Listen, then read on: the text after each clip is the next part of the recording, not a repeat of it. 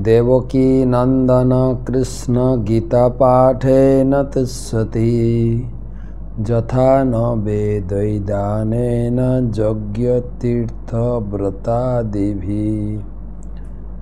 देवकी नंदन भगवान कृष्ण गीता पाठे एतटाई सन्तुष्ट हन अन्य कोनो तपस्या यज्ञ व्रत ततटाई सन्तुष्ट हन ना। आजकेर गीता पाठ चतुर्थ अध्याय 20 श्लोक 20 नम्बर श्लोक ज्ञानयोग। त्यक्त्या कर्मफलासंज्ञं नित्यतृप्त निराश्रय कर्मण्य अभिप्रवृत्तोऽपि नैव किंचित करोति स।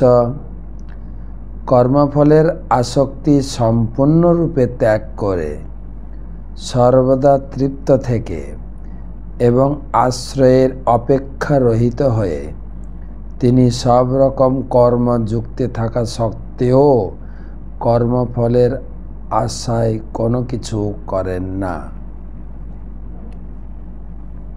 तो आमरा आलोचना करछि कर्म एवं अकर्म। कर्म हच्छे पुण्य कर्म बा स्वर्ग लाभ, अकर्म हच्छे भगवत धाम लाभ भगवानेर सेवा। এই দুটোকে আমরা অনেক সময় মিশ্রিত করে ফেলি, ভগবানের সেবার নাম করে নিজের ইন্দ্রিয় তৃপ্তি করি।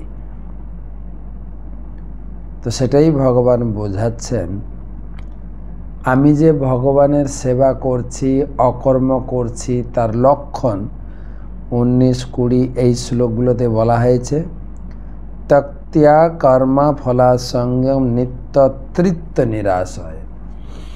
যিনি অকর্ম করছেন বা ভগবানের সেবায় যুক্ত হয়েছেন তিনি নিত্য তৃপ্ত, তিনি সর্বদা তৃপ্ত থাকেন। তৃপ্ত, কোনো কিছুতে তিনি বিচলিত হন না। সুখ দুঃখ ভগবান যে পরিস্থিতিতে রাখেন সেটাই তার কাছে সুখের। আমরা রাজা মন্ত্রীর কাহিনী শুনেছি, রাজাও ভগবানের ভক্ত ছিল, মন্ত্রী একটু ভগবানের বেশি ভক্ত। প্রতিটি কথায় তিনি বলতেন যে যা করেন ভগবান যা করেন মঙ্গলের জন্য। তো একবার রাজা রাজ্য জয় করে ফিরেছেন, খুশি হয়ে মন্ত্রীকে বলছেন, মন্ত্রী বলছেন সব ভগবানের ইচ্ছা, ভগবান যা করেন মঙ্গলের জন্য। একবার রাজ্য জয় করতে গিয়ে তিনি তার একটা আঙ্গুল হারিয়েছেন, কেটে গেছে। তখন মন্ত্রী বলছেন ভগবান যা করে মঙ্গলের জন্য। তখন রাজা খুব ক্ষিপ্ত হয়ে গেছে, আর তখন রাজা বলছেন একে মৃত্যুদণ্ড দেওয়া উচিত, একে জেলে পুরে দাও। জেলে পুরা হয়েছে। মন্ত্রী বলছেন আমি যেখানে থাকি সব ভগবানের মঙ্গলের জন্য। তখন রাজা একদিন আবার মৃগয়া গেছেন, মৃগয়াতে হারিয়ে গেছেন। কাপালিক ডাকাতরা তাকে ধরেছেন, বলি দেবেন, দেখে তার একটা আঙুল কাটা, অঙ্গহীন। বলি দিলেন না, ছেড়ে দিলেন।